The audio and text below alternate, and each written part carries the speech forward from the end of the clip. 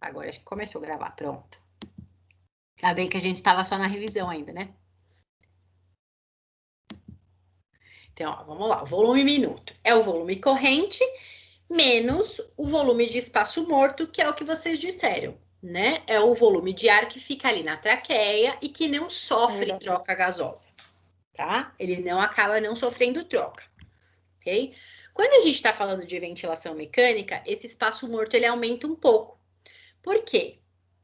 Vocês acham que eu tenho aumento de espaço morto? Você chegou primeiro, filho. Você tá bem? Eu vim voando.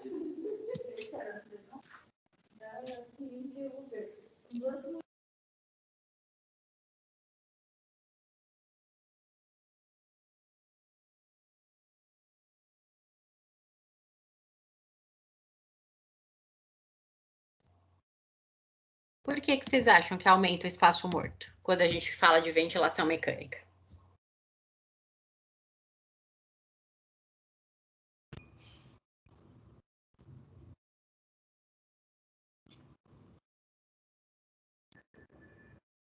Nossa, não sei.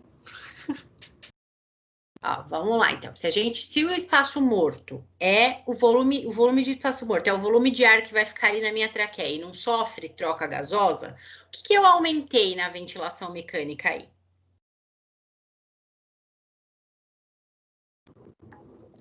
O fornecimento A pressão. Não, não é pressão. Fornecimento? Aumentou o fornecimento do ar? Não necessariamente, cara. A gente aumenta uma área que também não faz troca gasosa. Que área que é essa? É o espaço da mangueira do ventilador. O superior? Isso mesmo, tá? Isso mesmo. O espaço das mangueiras, das traqueias artificiais. Aquele espaço, ele vai conduzir o ar, mas ele não faz troca gasosa, tá?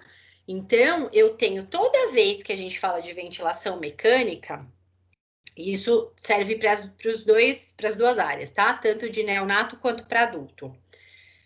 Eu vou aumentar um circuito, né, de ventilação, ou seja, eu tenho um tubo ou uma tráqueo, que é uma via aérea artificial, mais as mangueiras do ventilador. Isso é espaço que está conduzindo ar, mas não está trocando. Então, ele é considerado espaço morto, tá?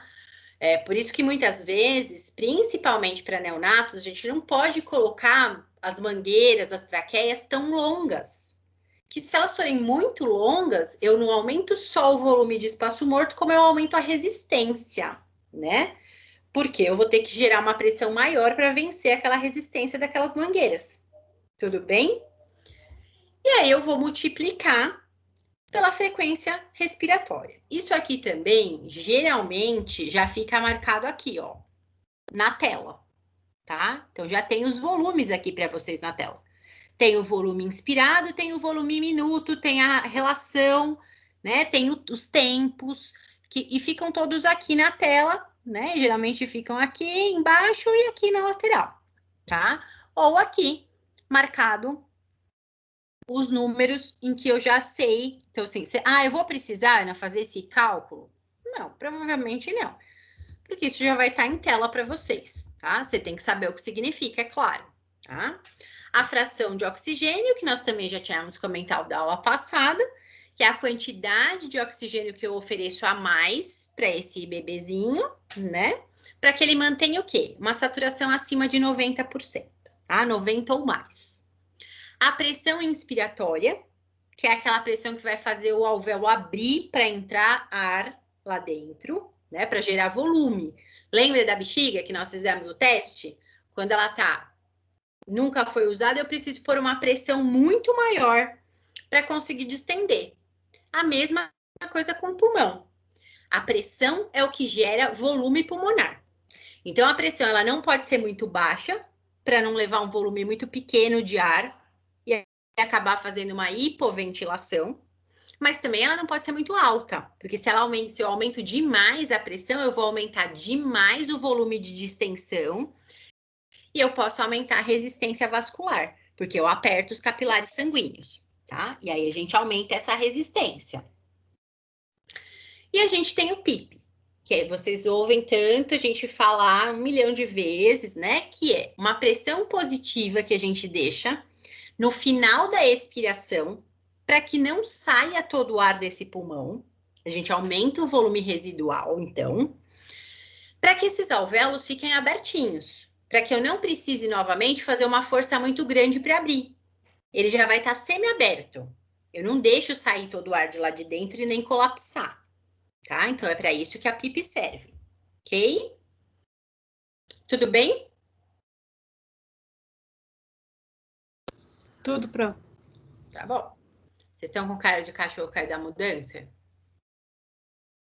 Ah, até que não, Pro. Não, essa explicação foi até melhor para mim, para entender. Então, tá ótimo. Então, ó, vamos lá agora. Constante de tempo vai fazer para a gente também o quê? O tempo ins. Quanto que eu coloco de tempo inspiratório? Todos nós precisamos de um tempo para inspirar e um tempo para expirar, para que eu faça um ciclo respiratório, tá? Então, um ciclo respiratório compreende a fase ins, geralmente a gente tem uma pausa, e a fase ex, tá? A fase expiratória.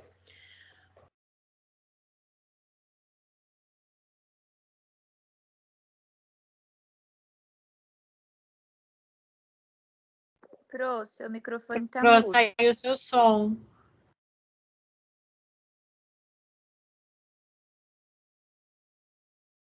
Pro, o microfone tá mudo. Professora, saiu o seu som. Não sei se ela tá ouvindo. Voltou. Pronto, voltou? Voltou. Voltou. Eu não sei que essa praga desliga o som sozinho.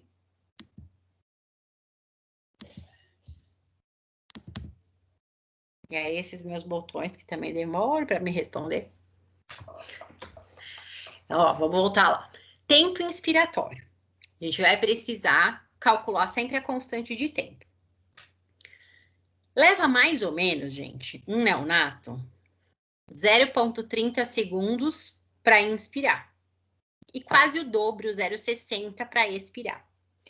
A gente chega no máximo com o neonato a 0,45 segundos de tempo, tá? Por quê? Porque ele tem uma frequência respiratória aumentada. Lembra? É normal do RN, né? É normal do neonato ter uma frequência respiratória alta. Então, o tempo é curtinho. Se vocês forem perceber, ó, com o adulto, vocês vão ter isso aqui, mais ou menos, ó.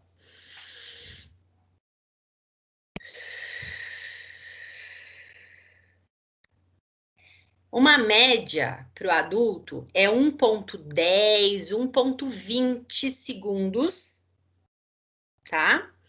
Para fazer uma ins. E o dobro para fazer uma ex, tá? Quando a gente precisa aumentar bastante a frequência respiratória, por exemplo, de um adulto, a gente chega no máximo, né, ali, a gente tenta evitar tanto isso, mas a gente pode chegar a 0,65, 0,70, se eu tiver que limpar muito o organismo de CO2, liberar bastante CO2, tá? Mas com o neonato é comum tempo inspiratório baixo, porque ele tem uma frequência respiratória alta, tá? Então, não assustem, é isso mesmo, tá?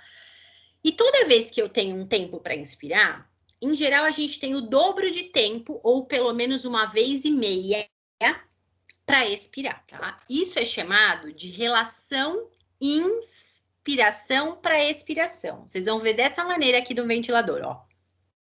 Relação IE, que geralmente gira em torno disso. Um tempo para inspirar, um tempo e meio ou 2 tempos para expirar, tá? E a gente pode chegar no máximo 1 para 3, tá? Levar até 3 tempos para expirar. Posso, não tem problema nenhum, tá? Pode acontecer. Então, se eu levar 0,30 para inspirar e eu tiver numa relação de 1 para 2, eu vou usar 0,60 durante a fase expiratória. É o dobro do tempo, tá? Se eu for usar de 1 para 3, eu vou ter 0,90 de expiração, tá? De tempo para expirar. A frequência respiratória, nós vamos colocar no ventilador mecânico de acordo com a frequência fisiológica, tá? Então, eu vou usar 40, 45 respirações por minuto, que é o que eu tenho dentro da fisiologia. Eu vou adequando de acordo com o quê? Com a gasometria.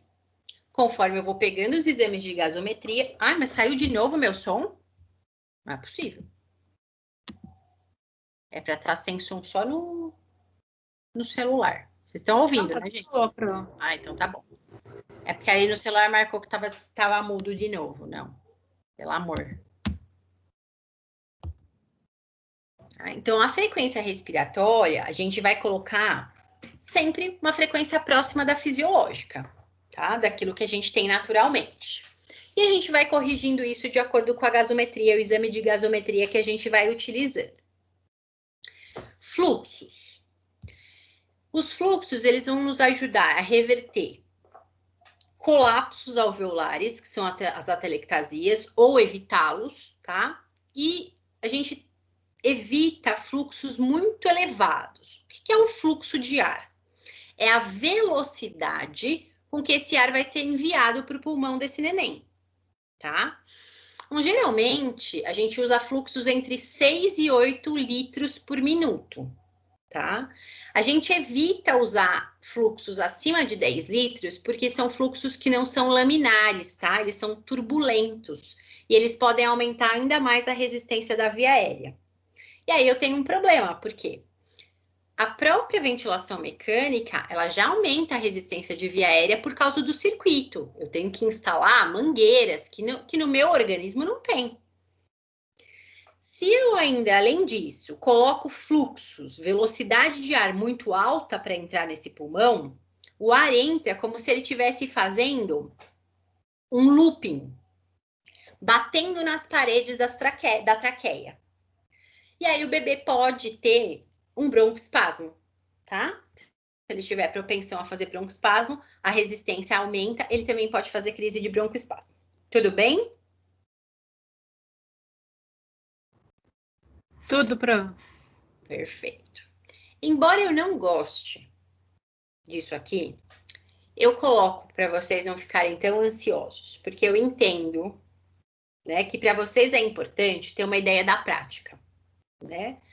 Então eu brinco que é assim, algumas coisas não vai servir para todo mundo, mas eu brinco que é aquele momento em que eu vou fazer o quê? Meu primeiro dia, me formei, meu primeiro dia de trabalho, sou recém-formada. Acabei de me formar, fui contratada para trabalhar no UTI, não. E aí, o que pode acontecer? O que tudo pode acontecer dentro de uma UTI. Né? Chegar um bebê prematuro, extremo, e eu precisar ventilar esse bebê. Como eu ainda não tenho uma grande experiência, que eu acabei de me formar, mas eu tenho a parte teórica, eu sempre trago alguma coisa para vocês falarem assim, meu Deus do céu, na hora do desespero, o que eu faço? Então, parâmetros mínimos para falar assim, pelo menos com isso, eu não mato o bebê. E vou adequando depois, tá? Então, o que a gente utiliza? Mais ou menos, vocês conseguem iniciar desse jeito. E depois, lógico, que vai ter que ajustar, que vai ter que fazer de acordo com o bebezinho que tá lá, tá? Mas só para vocês não ficarem tão ansiosos, tá? Então, assim, não é para ser uma receita de bolo, não é para falar assim, a Ana mandou usar só assim, não. Isso é para vocês terem uma ideia de como a gente faz na prática, tá? Até quanto eu chego de pressão, até quanto eu chego de tempo. Para vocês terem essa ideia, como vocês nunca viram um ventilador mecânico na vida, não tem como, eu preciso mostrar números para vocês conseguirem fazer essa visualização, tá? Então, eu sempre trago para vocês entenderem. Suponha que esse recém-nascido, esse neonato, não tem nenhuma doença pulmonar de base. Tá? Ele nasceu, ele precisou ser entubado por outro motivo. Mas o pulmãozinho dele, a princípio, não é um problema. que a gente pode tentar? A gente pode tentar colocar uma pressão inspiratória que gire entre 15 e 20 centímetros de água. Em geral, se eu não tenho nenhuma doença de base, essa pressão é suficiente para distender os alvéolos sem trazer nenhum problema. Tá? Eu vou fazer bom volume pulmonar, vou fazer uma boa distensão alveolar sem problema nenhum. PIP. Quanto que eu uso de pressão expiratória? Entre 3 e 5 centímetros de água. Tá? Que também são PIPs que não tendem a fazer nenhum barotrauma, não é muito elevado para danificar esse alvéolo. Tá? Tempo inspiratório, entre 0,30 e 0,40, que a gente já tinha comentado. Frequência respiratória, depende do tamanho do bebê, mas neonato geralmente 40 incursões por minuto. Se forem crianças maiorzinhas, a gente gira entre 20 e 40, 45, tá? Até 45 a gente consegue usar sem problema. E fluxo de 6 a 8, como nós já tínhamos dito, tá? FI, suficiente para manter uma saturação maior que 90, tá? Se eu tiver um pulmão com baixa complacência, olha as diferenças aqui para vocês entenderem, ó. Sem nada no pulmão, de 15 a 20 de pressão, já consegue fazer um volume pulmonar legal para fazer troca gasosa. Se ele tem uma doença que traga, como por exemplo a síndrome da membrana hialina, que traz uma baixa complacência, ou seja, esse pulmão é mais difícil de distender, pensa que esse pulmão é aquela bexiga nova, que a gente vai dar o primeiro sopro. É muito resistente. Eu preciso trabalhar com pressões maiores, ó. Entre 20 e 30, porque senão eu não consigo fazer volume, tá? PIP. Geralmente a gente já eleva um pouco mais. Eu começo a partir de 4, vou até 6. Tá? Deixa eu admitir aqui.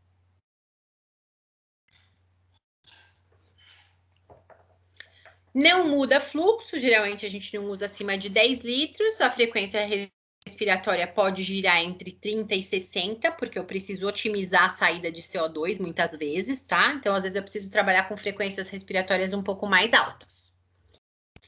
Tá? Então, só para vocês terem ideia de como modifica, ó. Modifica principalmente pressão e PIP. As outras coisas são mais ou menos iguais. FiO2 sempre vai ser o suficiente para me dar 90% pelo menos, tá? Dani, quanto então eu vou usar? Depende, gente. Depende. Hoje, por exemplo, nós estamos com um paciente aqui com a gente que tá para manter 90% cravado de saturação, ele tá com 100% de oxigênio. Então, depende. Eu vou ter pacientes que com 21%, 25% de oxigênio já mantém uma saturação ótima. Então, isso vai ter uma variação muito grande, tá? De criança para criança, de bebê para bebê, é muito diferente de um para o outro. E vocês têm que estar sempre atentos a isso, tá? A essas mudanças. Tudo bem até aqui? Tudo, Pro. Dúvidas? Curiosidades? Perguntem.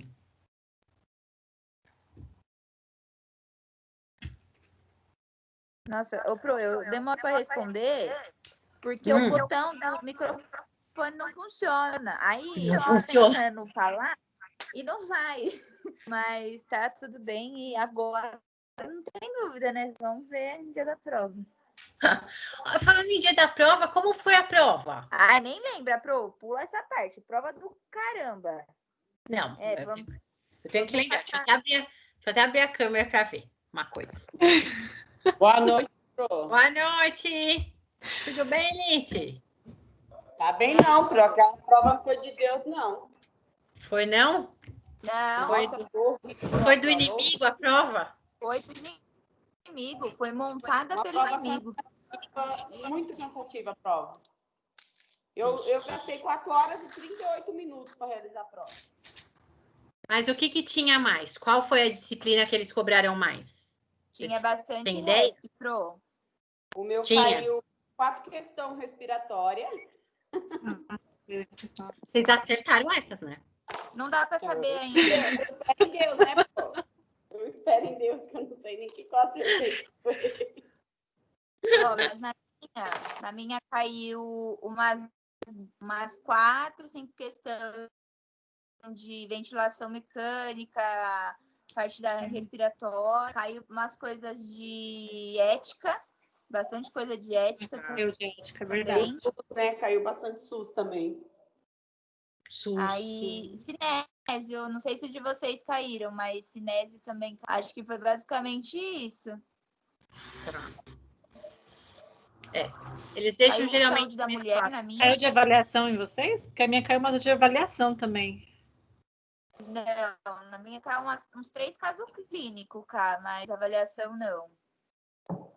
Ai, Acho que elas são diferentes, né? uma lá que tinha um pulmão, um raio-x do pulmão. Ai, Maria, senhora do céu.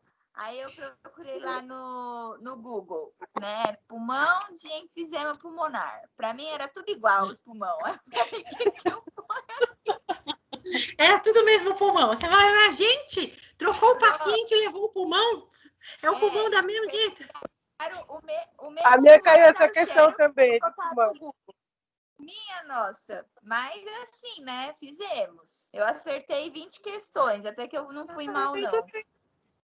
Ai, foi bem.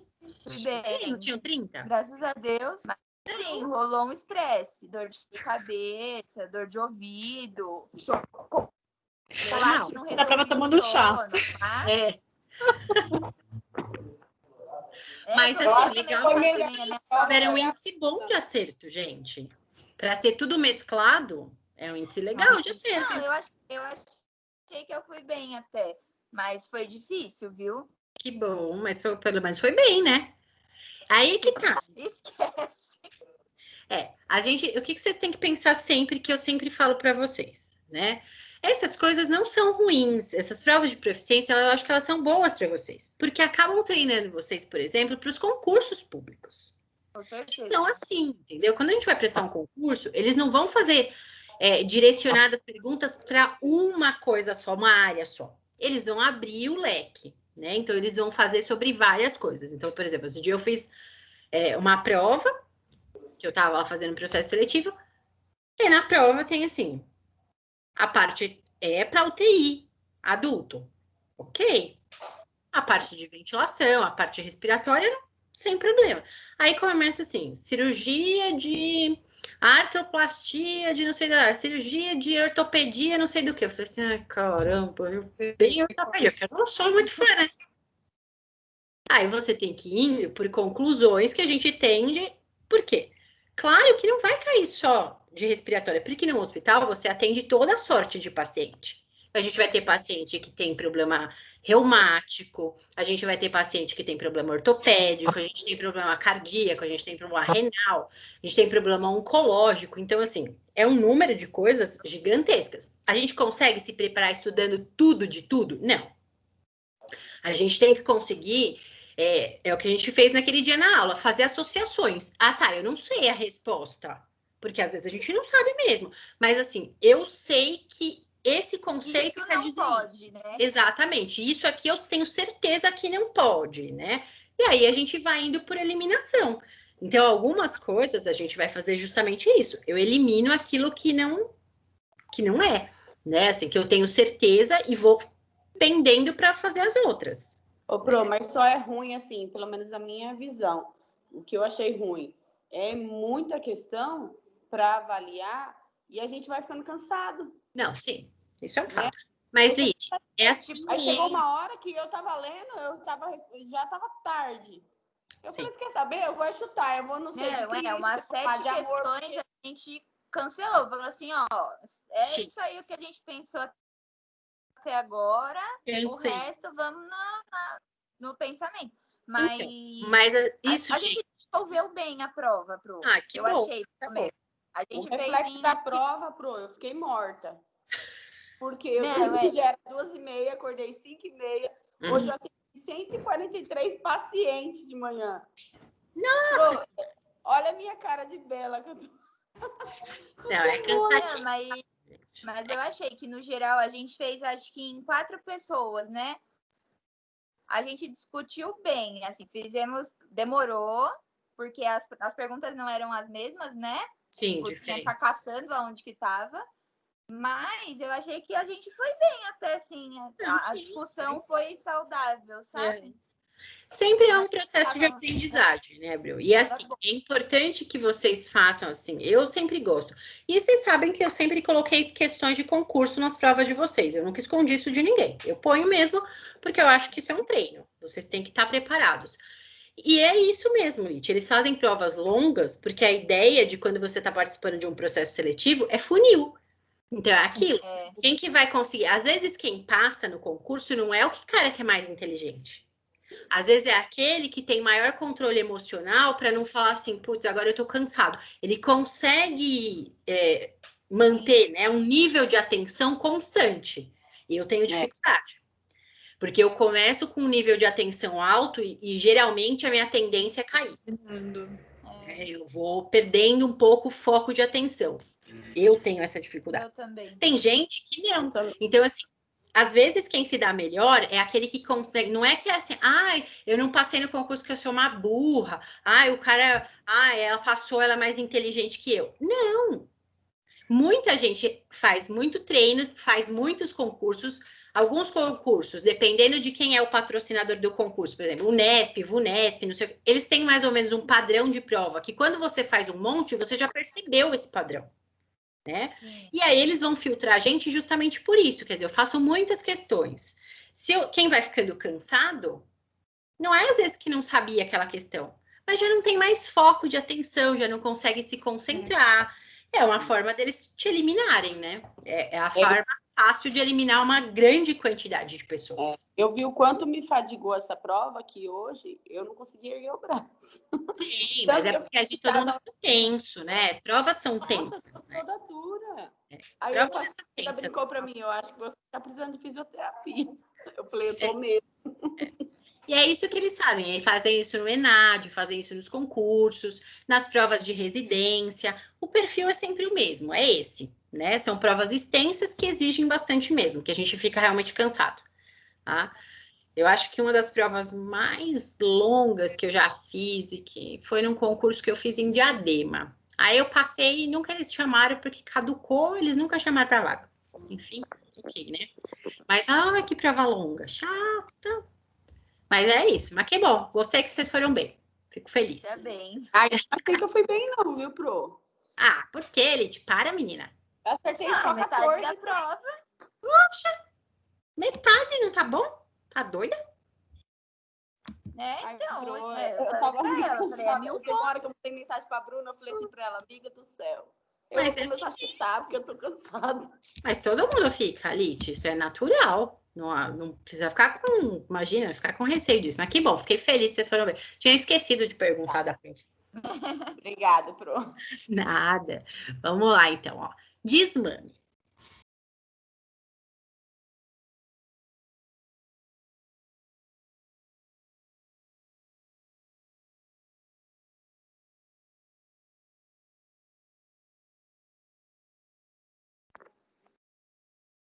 Ô, Pro, tá mudo de novo. Tá mudo. Tá falando?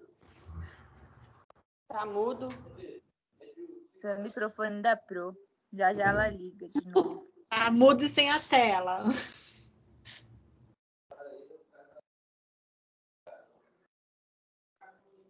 Eu acho que pode ter desconectado do Ai, computador dela e ela tá só no celular aqui. Nossa, eu tenho 20 também, Bru.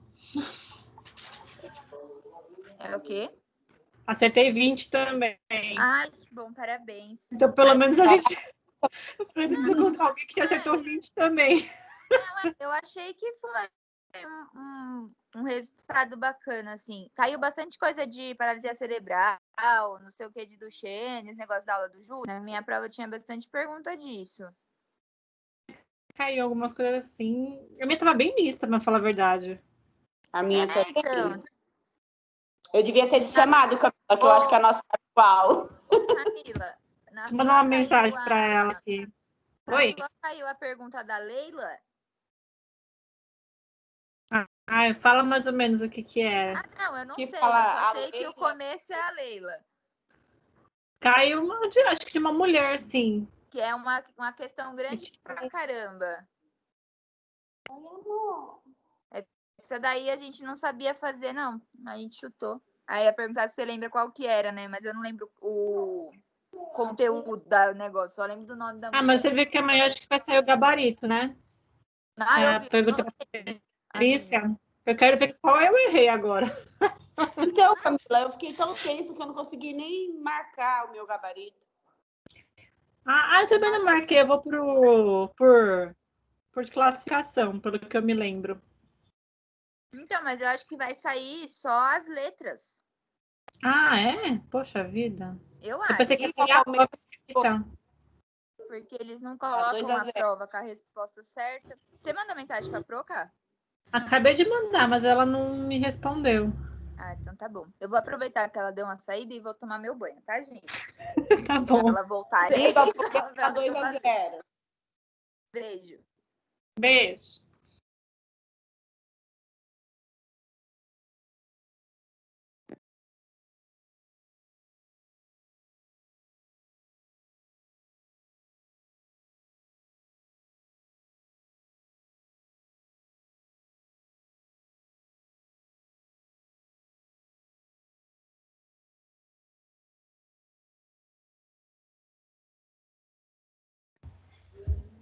Estão me ouvindo de novo? Agora sim.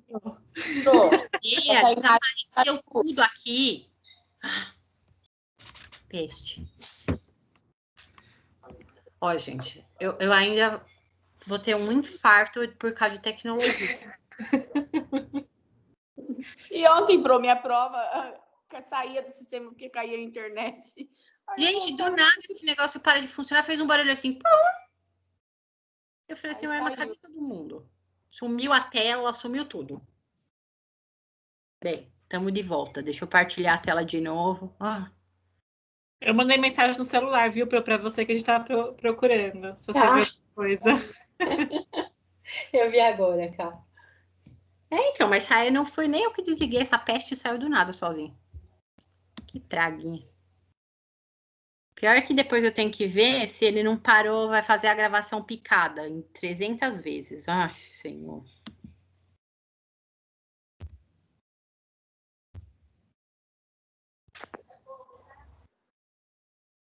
Estão conseguindo ver a tela direitinho? Voltou tudo ao normal aí? Agora sim. Perfeito. A mãe vai tomar banho, filha. Então, uma coisa importante que a gente sempre tem que colocar em relação ao desmame ventilatório, tá? E uma coisa importante que vocês precisam entender para que vocês não entrem em sofrimento. Quem quiser essa área, seja de neonato, seja de adulto, hospitalar, vocês precisam entender uma coisa. Nós somos fisioterapeutas. O nosso objeto de trabalho, tá? Aquilo que é minha competência, só minha, ninguém pode pegar, é a parte cinético-funcional. Músculo esquelético. Isso é minha parte. Exclusiva, tá? O que eu quero dizer é minha parte exclusiva. Só o fisioterapeuta pode fazer. Tá? Ventilação mecânica não é. Não entrem numa briga de foice dessa, gente. É besteira. É cabo de guerra perdido. Esquece. Eu uso a ventilação mecânica e se alguém me colocar na parede e falar assim, mas não é da competência da sua área, eu falo assim, eu mexo porque eu preciso trabalhar o músculo. Então, mexer na ventilação mecânica é só o meio para eu alcançar o meu fim, que é o diafragma. O meu objeto de trabalho é o diafragma. Não é o ventilador mecânico. E o povo se confunde um pouco. Eles acham que tudo é a mesma coisa. Não é. Aí começa, discute, briga com o médico. A médica não pode mexer na ventilação. Quem disse que não pode? É competência deles. Tá dentro da área clínica da medicina. Então, como é que não pode? Largue de ser besta. Ele não pode mexer no seu músculo, que é seu, área competente só sua, exclusiva.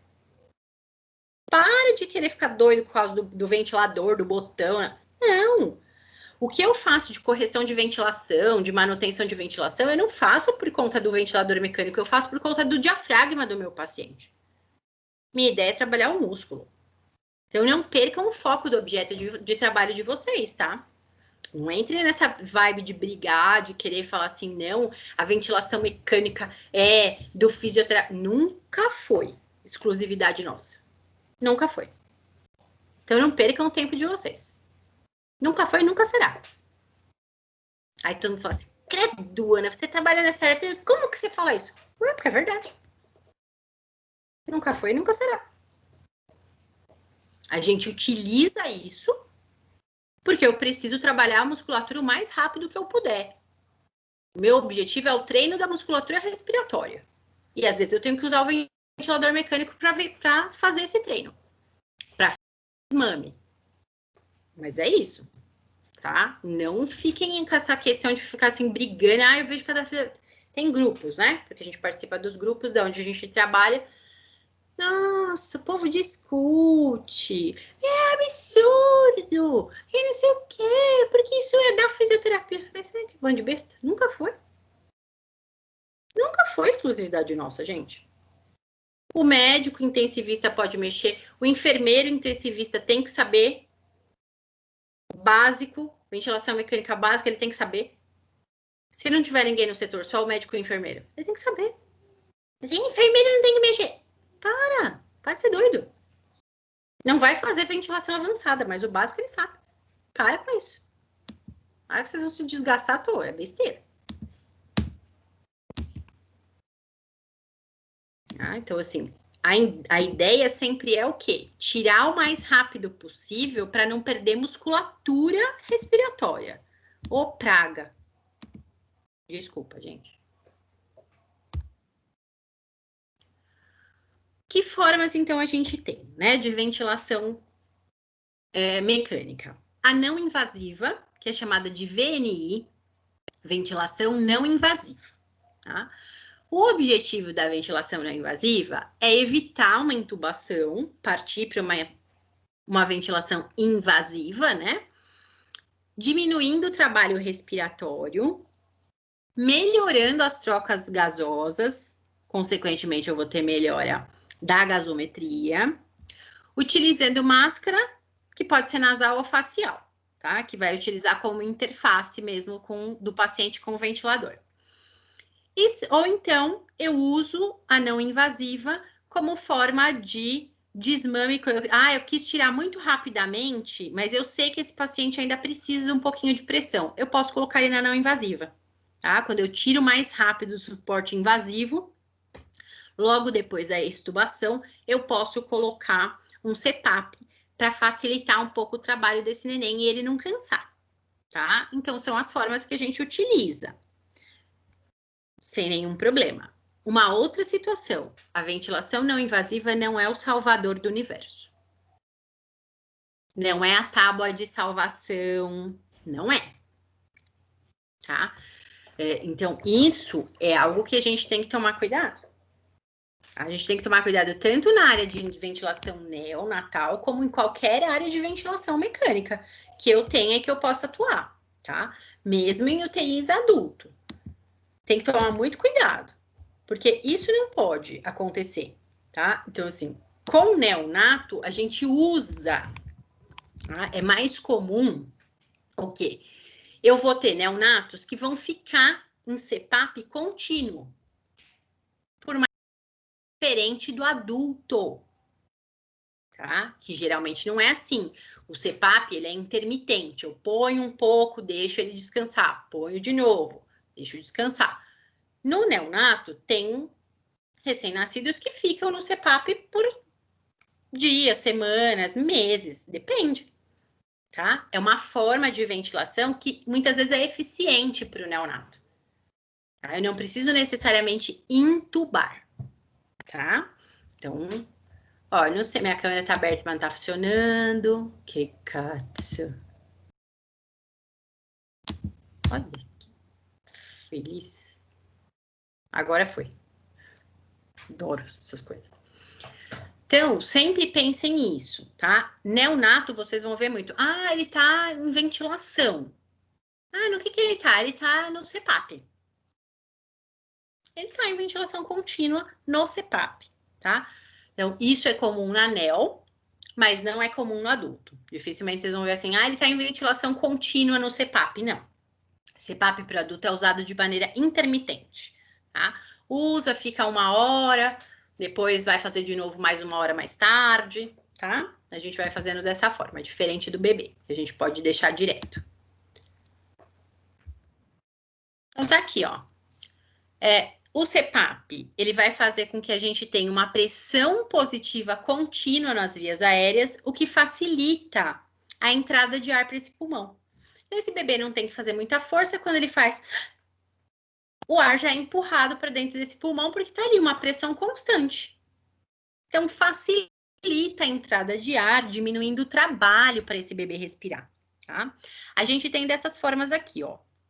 A máscara, tá?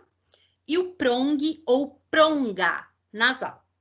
Vocês vão encontrar das duas formas, tá? Prong ou pronga nasal. Tá? Tanto a máscara quanto o prong, eles têm que ser do tamanho adequado para não ter vazamento de ar.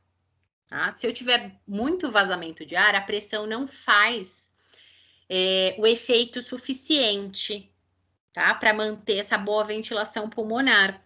Então, depende. A gente vai ter máscara, a gente vai ter isso aqui. O mais comum é este. Tá? Não que esses aqui não existam, sim. Mas o mais comum para ficar um tempo prolongado é esse aqui. Tá? O CPAP. De prong nasal. Tá? Eu não gosto de falar pronga. Vocês vão ver muitos lugares que vocês vão ver escrito pronga. Eu não curto muito falar prong. Crianças também maiores também pode utilizar, ó, não tem problema nenhum, tá? Pode ser feito. Isso aqui é uma máscara nasal, ó, tá vendo? Tá pegando só, a boca tá livre, pega do nariz para cima, tá? E aí a gente põe essa pressãozinha aí. Tudo bem? Depois eu vou passar Tudo pronto. Vou passar videozinhos para vocês entenderem melhor.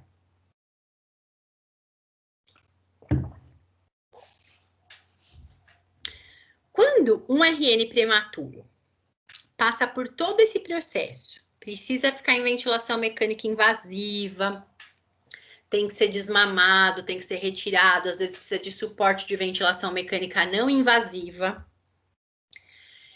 Eu preciso que depois da alta, esse bebê seja acompanhado para saber se o desenvolvimento neuropsicomotor está normal, se não teve nenhuma sequela de nada. Tem que fazer muitas vezes acompanhamento com cardiologista, com oftalmologista, porque tem algumas doenças que são mais propensas de acontecerem em prematuros, tá? Então, é preciso que a gente tenha depois um acompanhamento, principalmente do prematuro, tá? Um RN pré-termo, ele tem que ser acompanhado ainda mais de perto. Se vocês forem perceber o quê? A gente tem um bebê saudável, nasceu no tempo certo, bonitinho, um bebê de termo. Logo que nasce, quantas vezes a gente vai no pediatra?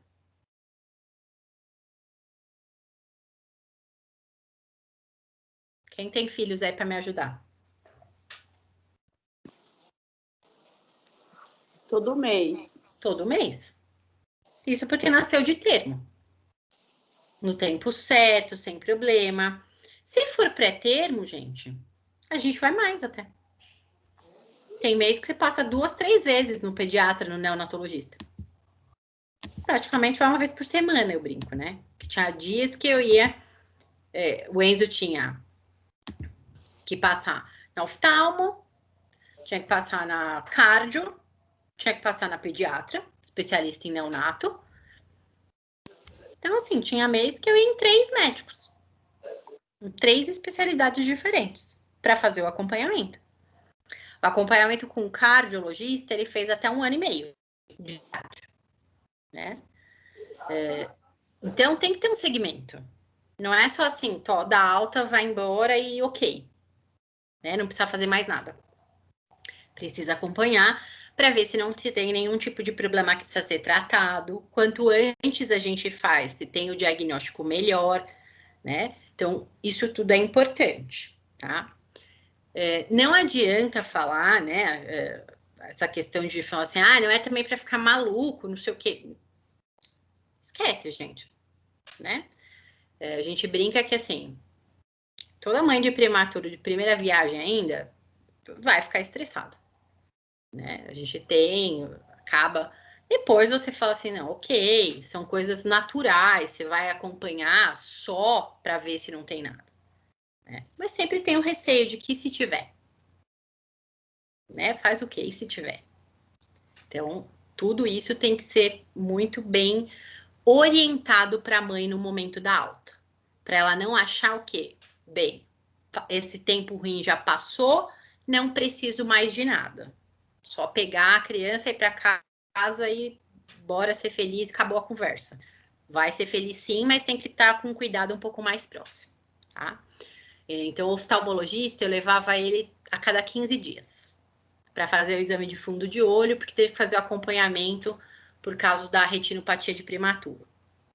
Então, isso depende, né, do que acontecer, e isso tem que ser orientado para a mãe no momento da alta, tá? Então, tem que fazer um segmento, sim, ambulatorial, tá?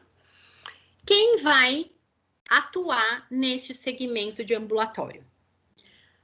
Enfermeiros, assistentes sociais, psicólogos, nutricionistas, fonos, médicos de várias especialidades e nós, tá?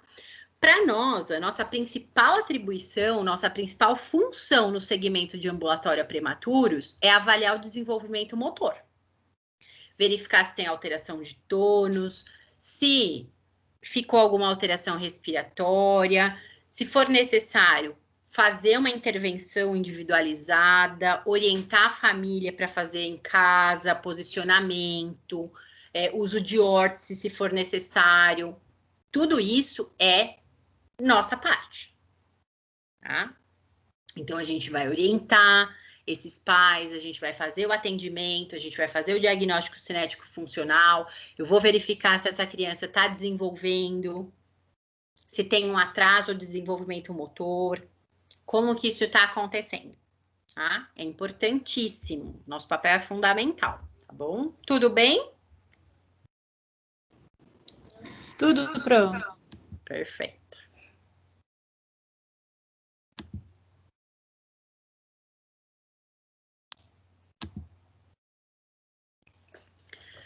Então, vamos conversar um pouquinho a respeito do ambiente de UTI neonatal, né? Uma UTI, ela tem alguns pré-requisitos, né? Eu preciso ter algumas coisas bem planejadas, bem feitinhas, para que eu possa ter um atendimento adequado para esse RN, tá? Quando a gente fala de UTI neonatal, sempre nós falamos de equipe multiprofissional, tá? Então, assim, dentro da nossa área, gente, de fisioterapia, principalmente para quem vai trabalhar em áreas hospitalar, seja neo ou adulto, vocês trabalharão em equipe. Então, aquele que não tem afinidade para trabalho em equipe, não adianta, né?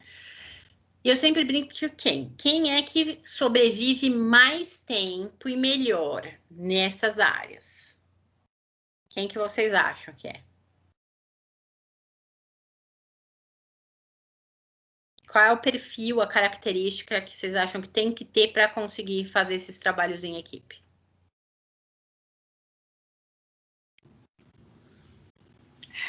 Acho que tem que ouvir mais e ficar calado. Profissionalismo e respeito. Oi? Não ouvi, Cá. Profissionalismo e respeito? Profissionalismo, respeito, ouvir mais, né? No sentido do quê? Eu preciso ter um perfil, eu brinco que é um perfil de paciência ou de adaptação. Eu tenho que ser flexível. Se eu não tiver flexibilidade, eu não consigo trabalhar em equipe. Tá muito difícil. Aqueles que são inflexíveis, assim, não, tem que ser desse jeito, eu não arredo o pé, não faço nada diferente. Aquele que tem síndrome de Gabriela não sobrevive num lugar desse. Vocês conhecem, né? A síndrome de Gabriela. Sim, eu nasci assim, eu sou assim. Exatamente. Sou sempre assim, Gabriela. Né? Mudo por nada. Quando a gente não tem disponibilidade, gente, para mudar ou ajustar, às vezes não é aquela coisa. E as pessoas, eu acho que um grande problema que eu percebo dentro do trabalho de equipe é a questão de ego. Ego. É assim, eu tenho que ser melhor. Então, assim, eu tenho que ser melhor que a Lite. Se ela falar uma coisa que ela parece mais inteligente, não. Mas já pega ranço. Exatamente, eu não vou com a cara dela, não gosto de tocar o plantão com ela, né? Dá uma estressada por qualquer coisa, não faz. Quem perde? O paciente. Nunca percam, gente, a oportunidade de aprender. Aprender. Tem coisas que a gente aprende depois de milhões de anos que você já está formado.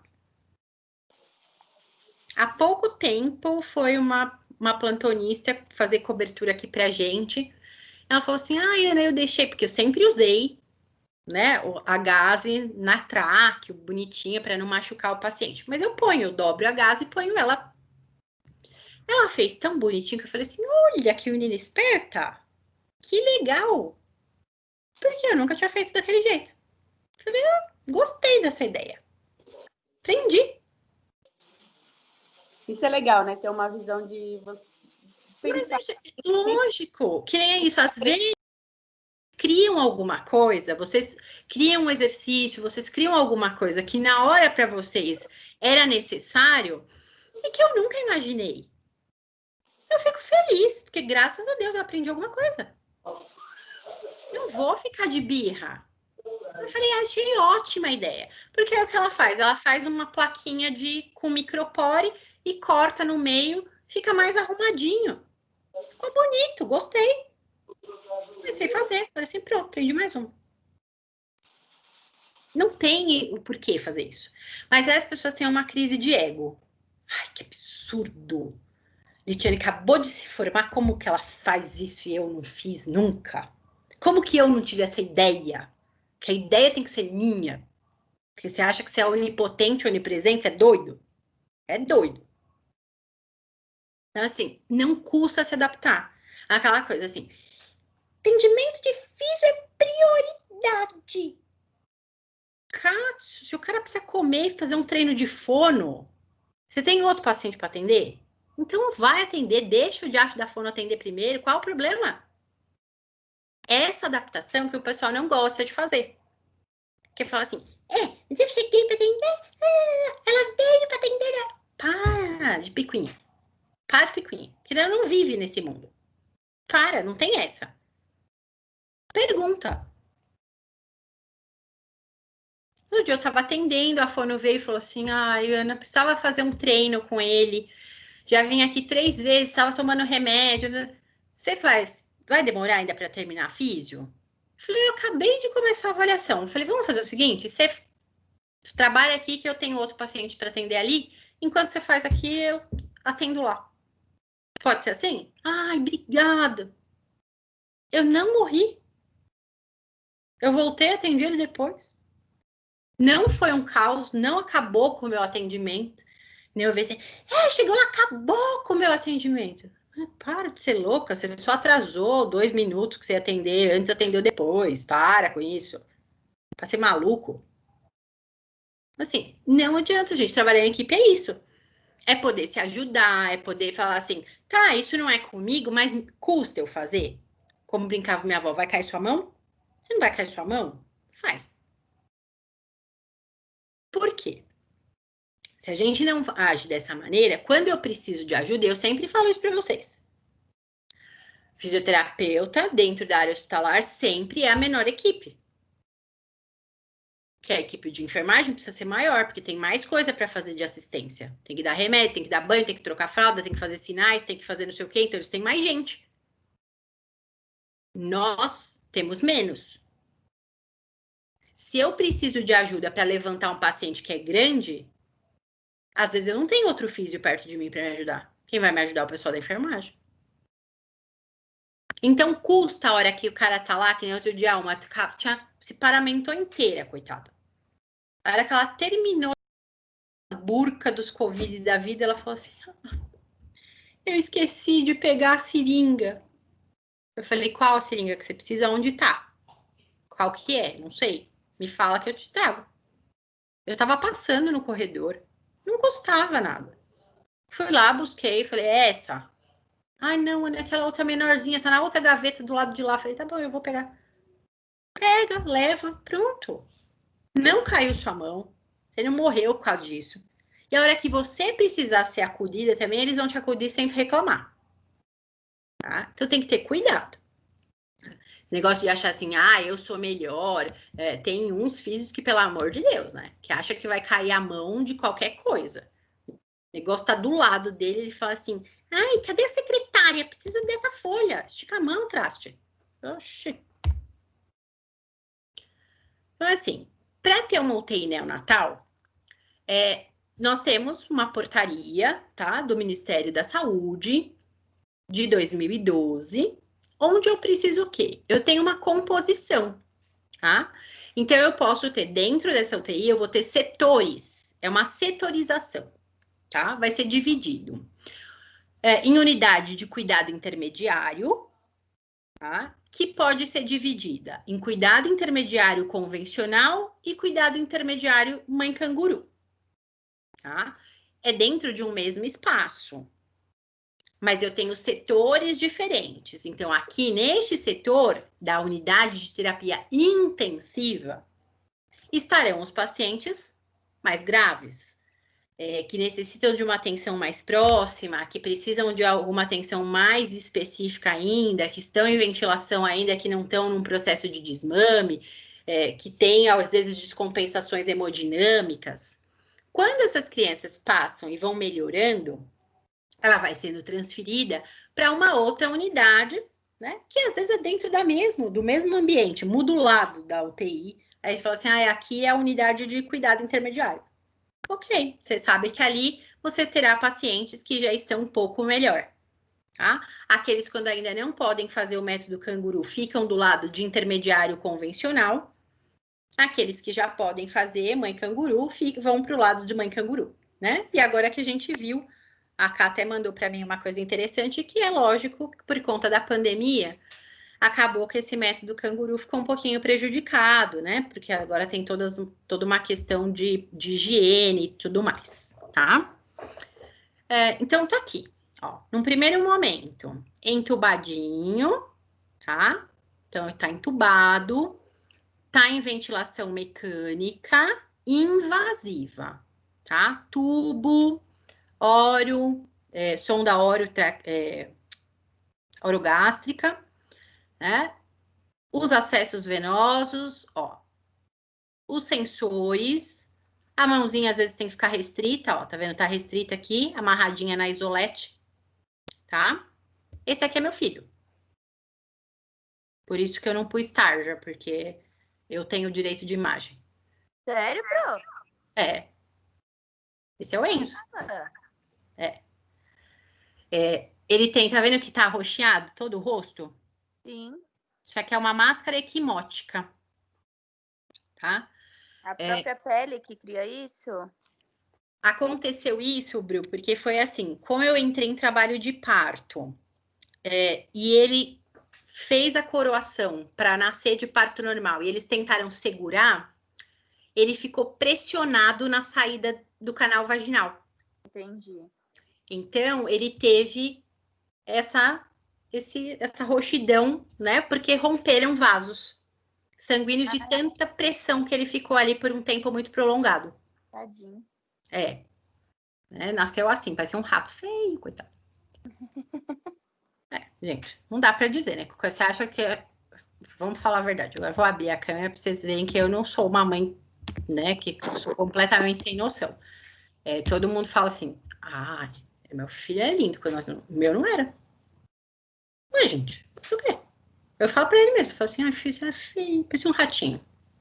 Tadinho, Pro. Nasceu roxo, pesava 1,1 kg. Ele nasceu prematuro? 26 semanas. Nossa, muito, né? Extremo, foi uma prematuridade extrema. Assim, não era, gente. Vamos ser realista, né? Ficou lindo, maravilhoso. Hoje Nossa, sem falar, exatamente. Se ver as fotos dele hoje, ele é até gordinho, né, Pro? Ele é. Ele com o rosto gordinho, assim, não fala mesmo, não. Não dava para, né, para saber que, mas é isso. Era esse o perfilzinho mesmo. Prematuro extremo, baixo peso, ficou entubado, depois foi para o CPAP, né? Eu pus um pouquinho das fotos para mostrar. Que aí dele eu não preciso ficar tentando cobrir, porque não tem problema. Posso mostrar para vocês.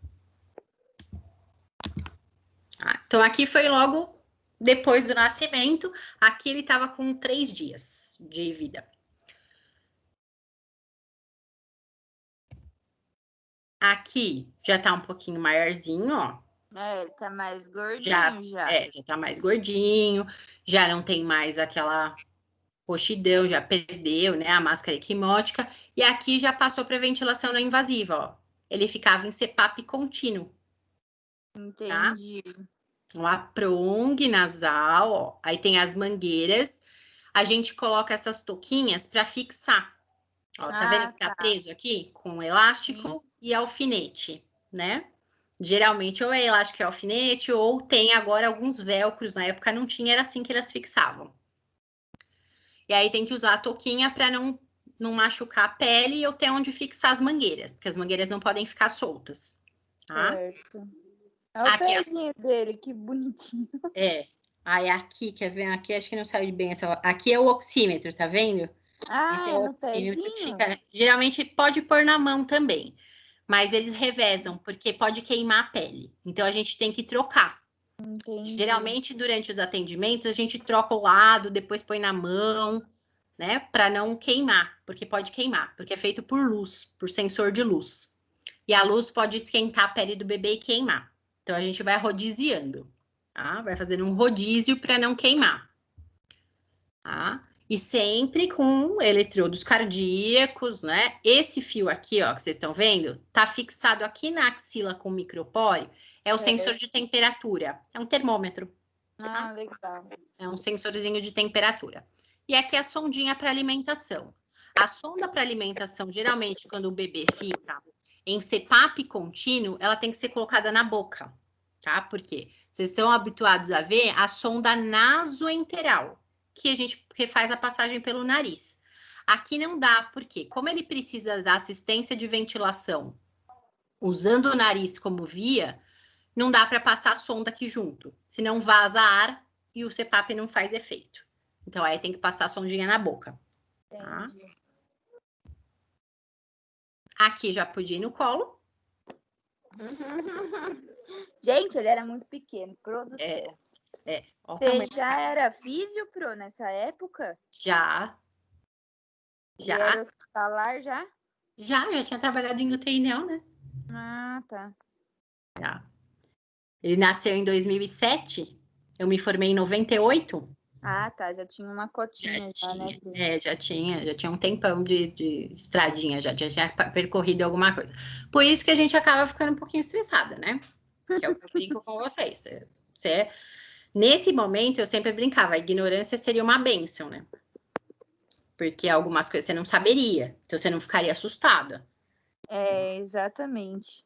Agora, tudo que acontecia, a gente tinha a questão de ficar bastante assustado, porque você sabia que as sequelas poderiam ser importantes, né? Porque você entende, né, o que está acontecendo. E aí, a apreensão, o medo acaba ficando maior, né? Você fica com mais medo, com mais receio. Então, isso tudo... E assim, ó, sempre, gente, quando a gente vai para UTI Neo, quando a gente é acompanhante, ó, tá vendo que isso aqui não é a minha roupa. A gente tem que trocar. Tá. Você coloca esse roupão lá do hospital mesmo, tá? Então só podia ficar com a roupa específica deles. Justamente para evitar, né, trazer qualquer tipo de problema. Pode ficar com a sua roupa por baixo, desde que você não vai fazer mãe canguru. Você vai fazer mãe canguru, você não pode ter sua roupa por baixo também, porque aí ele vai ficar em contato direto na sua pele. Tá? Meu Deus do céu, olha o tamanho dessa criança, gente. Tomando banho, ele gostava na hora do banho, é a hora que ele podia ficar um pouquinho fora do CPAP, então tinha que ser rápido, para não cair muito a saturação. Tá? Então o banho tinha que ser uma coisa bem rapidinha, não pode ser muito demorado o banho do prematuro, porque que nem aqui, ó, tá sem acesso de ventilação não invasiva. Sim. E não pode ficar muito tempo sem o suporte. Então faz aquela coisa rapidinha e volta para isolete e põe de novo, né? Ai, que já tava mais gordinho. Aí já tá, aqui já tava mais crescidinho, ó. Mas ainda assim, não conseguia ficar sem suporte ventilatórios nenhum. Ele ficou quanto tempo, Pro? Na UTI ficou 85 dias. 85. E aí, esses 85 dias ele ficou com a... Ele o tirou o oxigênio CPAP nos últimos 5 dias. Ele ficou 80 dias com ventilação direta. Caramba, foi bastante tempo, né? Foi bastante tempo. Tá? Não precisava, a sorte é que ele precisava da pressão, mas ele não precisava de grandes frações de oxigênio. Ele não precisava de uma FI muito alta. Ele fazia até com uma FI mais baixa, mas ele não conseguia ficar, se você tirasse a pressão do CPAP, ele não aguentava. Aqui já tá grandinho, aqui ele já tava 100, eram os últimos 5 dias, começou a fazer o treino. Aqui, a fono me acompanhava para a gente fazer o treino de pegada, né? Para ele aprender a mamar, porque até então ele só tinha se alimentado por sonda, né? Sim. Então teve que fazer todo um treinamento da fono, a fono acompanhou o tempo todo a mamada nas primeiras vezes, para ver se não vai engasgar, para ver se ele consegue ter pegada, para ver se não descompensa a saturação na hora que mama, tá? Então isso é um trabalho que é multiprofissional. Nesse momento, era o trabalho da fono, que era um trabalho importante para que ele aprendesse a mamar, né? Não dava para fazer isso sozinho. Aqui já tá quase sem acessório, mas ó, mesmo mamando, ele ainda usava a sonda, porque não era suficiente, ele não conseguia ficar um tempo suficiente no peito. Mas ele engordou bem depois que começou a mamar, né, Pro? Engordou. Deu bem, deu uma boa crescidinha. Ele saiu de lá pro quarto, ele tava com 3,2 kg. Tava grandinho. Aqui já tinha tirado a sondinha, aqui já mamava, né? Agora, percebam uma coisa que vocês vão perceber em todo prematuro, tá? Que é isso aqui, ó, prega de bochecha. Eles têm bochecha de bulldog, ó. Ai, Pro, mas ele já tava tão fofinho. Aqui já tava mais bonitinho. Mas você pode perceber, ó, vocês vão perceber, se vocês trabalharem nessa área, vocês vão perceber que todo prematuro, ele tem essa característica com essas bochechinhas. A gente até sabe que o neném é prematuro, porque ele tem essa carinha de bochecha de bulldog, tá? Que é onde faz a prega, que é o último lugar que vai ganhando tecido adiposo. Então, fica esse vinco. É muito marcante, tá? No prematuro, é muito comum, né? A gente percebe logo. Aqui já tá praticamente sem acessório, só o monitorado, né? Que isso não, a gente não tira nunca, né? Tá com já tá no bercinho aberto, já não precisa mais ficar na isolete, né? E fica com o sensor de oximetria o tempo todo. Aí depois, né? Daí depois cresce, fica sem vergonha. As fases, né? Aqui já não precisava de mais nada, só sem vergonhice mesmo. Tá? Então, sempre é importante a gente entender o quê? E eu sempre trago, gente, porque eu acho que nenhuma experiência vai ser mais rica do que a que eu passei por uma questão pessoal e profissional, né? Eu já atendi em UTI Neo, E às vezes o pessoal fala assim, teve uma turma que falou assim, nossa, mas você não se importa de falar? Não, é uma história que aconteceu, né? Que eu passei, foi uma situação que tinha que acontecer e a gente teve que passar, e tudo bem, graças a Deus, o desfecho foi ótimo, né? Assim, não tenho que me queixar em relação a isso. A gente teve um bom desfecho, que não é a sorte de todas as mães, infelizmente, tá? Mas eu acho que é o que eu posso passar de experiência, inclusive pessoal, né? Como é que você se sente também do outro lado. Justamente para você saber como é que você acolhe, inclusive uma mãe, né? Eu vou atender, eu vou fazer fisioterapia, eu preciso entender tudo isso, né? Então, todo esse tempo aqui, ó, que ele passou desde o primeiro momento, da hora que nasceu, que precisou da ventilação invasiva, ele precisou muito da fisioterapia. O tempo inteiro, para manter esse pulmão pérvio, né? Para deixar tudo bem. Precisou da ventilação não invasiva por muito tempo, tá? E isso aqui, gente, é extremamente importante que quem trabalha nessa área, você não pode não ter essa noção de que tudo isso, eles são muito delicados. Eles são minúsculos, gente. Ele chegou a pesar 960 gramas, porque depois que nasce perde um pouquinho de peso, que é o inchaço natural do parto, né? Então ele chegou a pesar menos de 1 quilo, tá?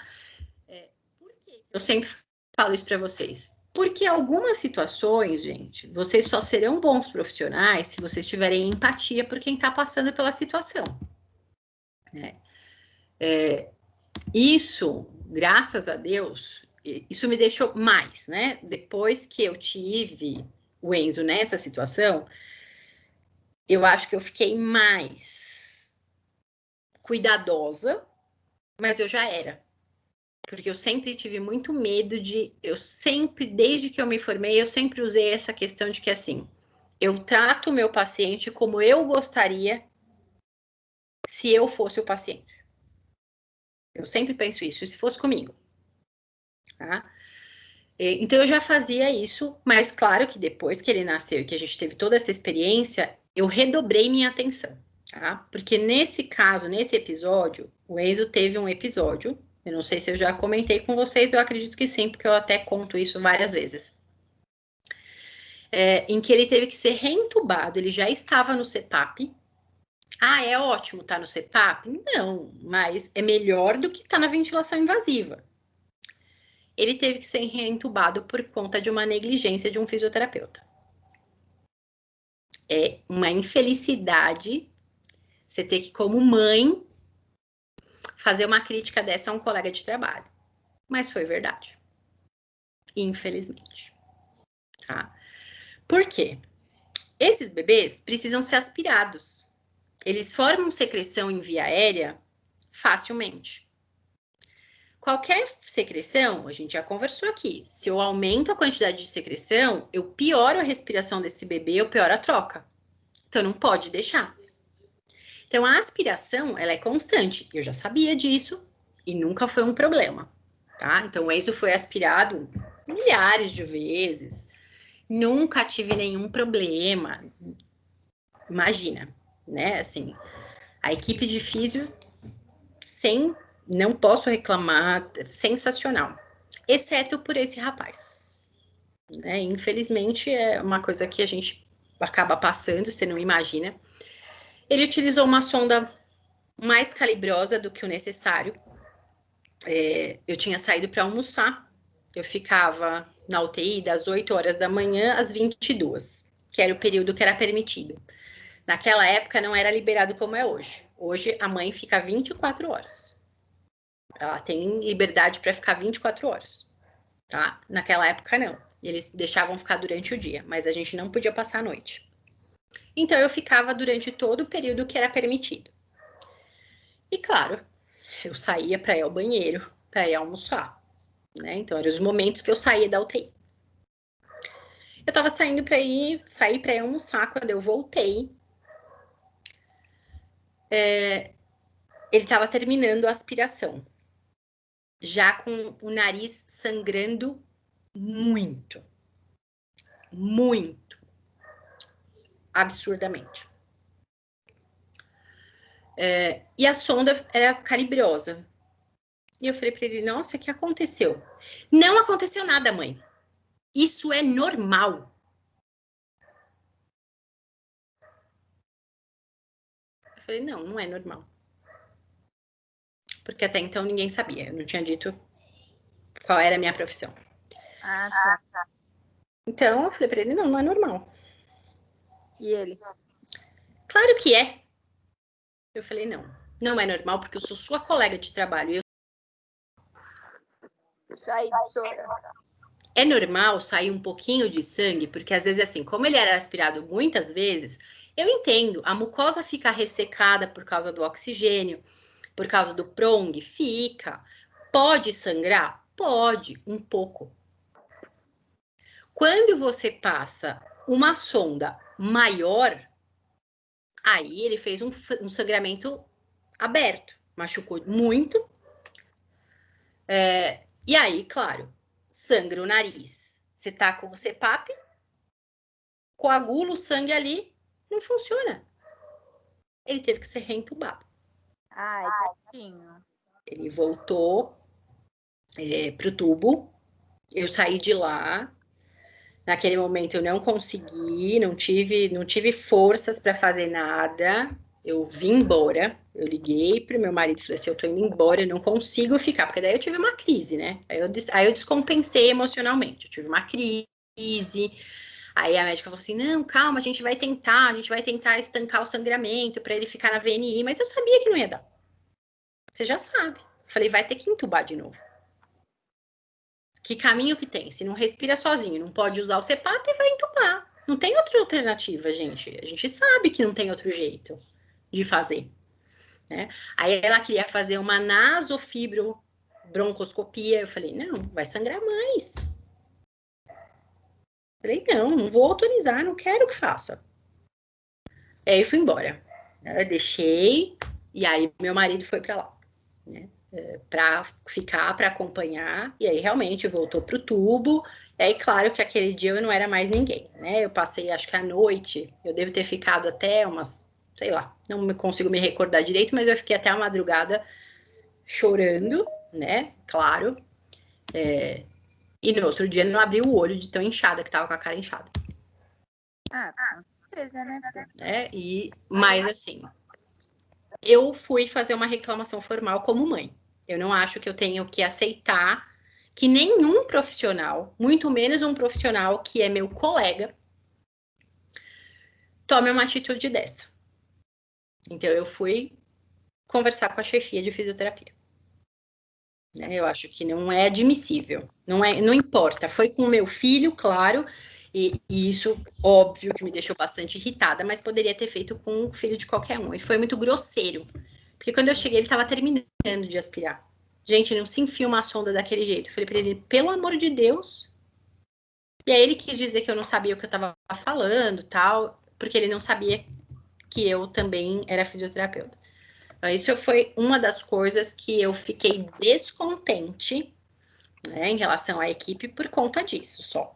Tá? Dos demais, e eu fui muito clara, que é um direito meu. Como mãe, eu disse para a chefia, eu não quero mais que ele atenda. O que você vai fazer para transferir a quem da equipe para onde, eu não sei, mas ele eu não permito mais.